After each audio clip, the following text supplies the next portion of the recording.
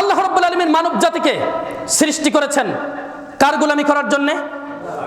ওমা খালাকতুল জিন্না ওয়াল ইনসা ইল্লা লিয়াবুদুন, যে আমি মানুষ এবং জিন জাতিকে সৃষ্টি করেছি শুধুমাত্র আমার গোলামি করার জন্য। গোলামি হবে কার? কথা বলেন না, কার গোলামি হবে? কার গোলামি হবে? আল্লাহর। কিন্তু এখানে মানুষ আজকে কার গোলামি করছে?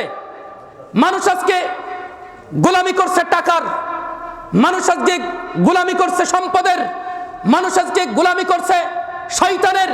মানুষ একবারের জন্য ভাবছে না যে আমি মানুষ, আমি মুসলিম, আমাকে গোলামি করতে হবে একমাত্র কার? আল্লাহর। কিন্তু এটা মানুষ ভাবছেই না।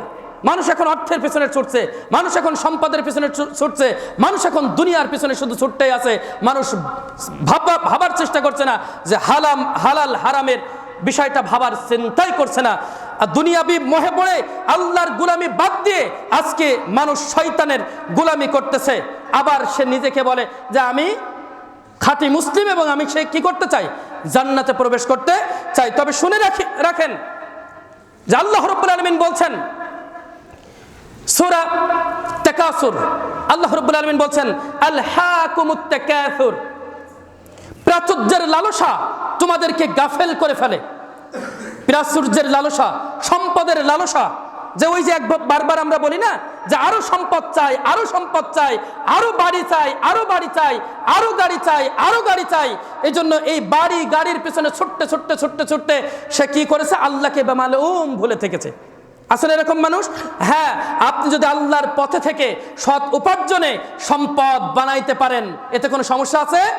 যত সম্পদ আপনি বানান না কেন আপনার কোনো সমস্যা নেই, যদি সেটা সৎ পথের ইনকাম হয়। কিন্তু ওটা যদি অসৎ পথের ইনকাম হয়, সামান্য পরিমাণ ও ওই সম্পদে যদি সুদ থাকে, ঘুষ থাকে, হারাম দ্রব্য মিশ্রিত থাকে, তাহলে সমস্ত ইবাদত বন্দেগী আপনার কি হবে? নষ্ট হয়ে যাবে, বাতিল হয়ে যাবে।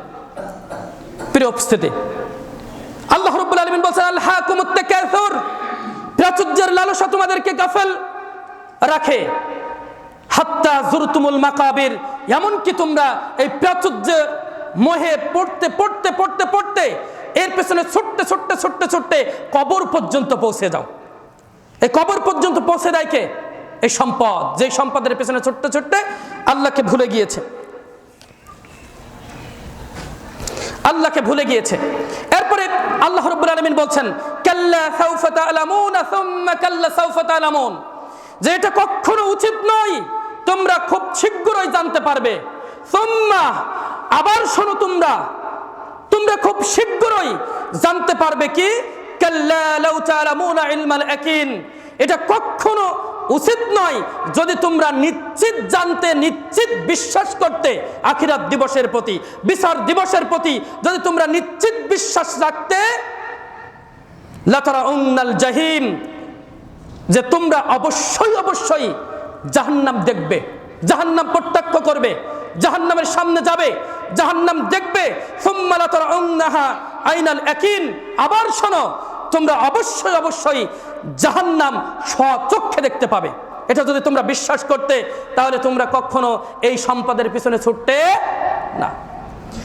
সুম্মা লাতারাউন্নাহা সুম্মা লাতুসআলুন্না ইয়াওমাইযিন আনিন নাঈম, সাথে সাথে আল্লাহ রাব্বুল আলামিন বলছেন যে এরপর সেদিন তোমাদের নিয়ামত সম্পর্কে জিজ্ঞাসা করা হবে।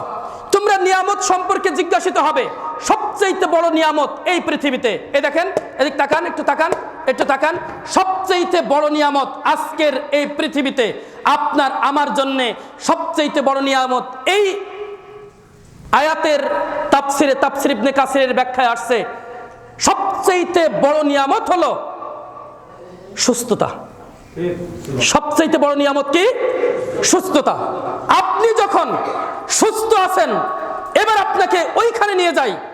আজকের এই ডিসেম্বর মাসের যে আত্মাহরিক, আপনারা নেন আত্মাহরিক? কে কে নেয় আমি একটু দেখতে চাচ্ছি, একটু হাত দেখে, একটু, 1 জন 2 জন 3 জন 4 জন 5 জন 6 জন 7 জন, মাশাআল্লাহ, 8 জন 9 জন, মাশাআল্লাহ। তাহলে আমরা মোটামুটি আত্মাহরিক কয়েকজন নেই এখানে, যারা পড়তে পারেন। আপনাদের কাছে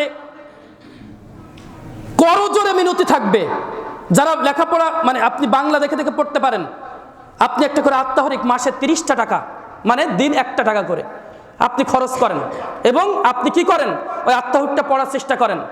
আপনি দেখেন এই যে মাস প্রথমেই যে কভার পেজ, এই কভার পেজেই দিয়ে দিয়েছে গণতন্ত্র নয়। তারপরে কি বলেন তো, আপনারা পড়েছেন কেউ? হ্যাঁ হ্যাঁ, গণতন্ত্র নয়, চাই কি? খেলাফত। আজকে আপনি সুস্থ থাকা অবস্থায় আপনি গণতন্ত্রের জন্য জীবন দিতে যাচ্ছেন, গণতন্ত্র প্রতিষ্ঠার জন্য আপনি কি করছেন? জীবন দিতে যাচ্ছেন। বাতিল ফেরকা জমিনে বাস্তবায়ন করার জন্য আপনি জীবন দিতে যাচ্ছেন। আপনার সময়, শ্রম, অর্থ সবকিছু আপনি কি করছেন? ওই দিকেই ঢেলে দিচ্ছেন। অথচ আল্লাহর দ্বীন প্রতিষ্ঠার জন্য আমাদের এই সুস্থ সময়টাকে, জীবনটাকে আমরা কতটুকু ব্যয় করলাম আল্লাহর দ্বীন এই জমিনে প্রতিষ্ঠা করার জন্য, এটা আপনার জবাব দিতেই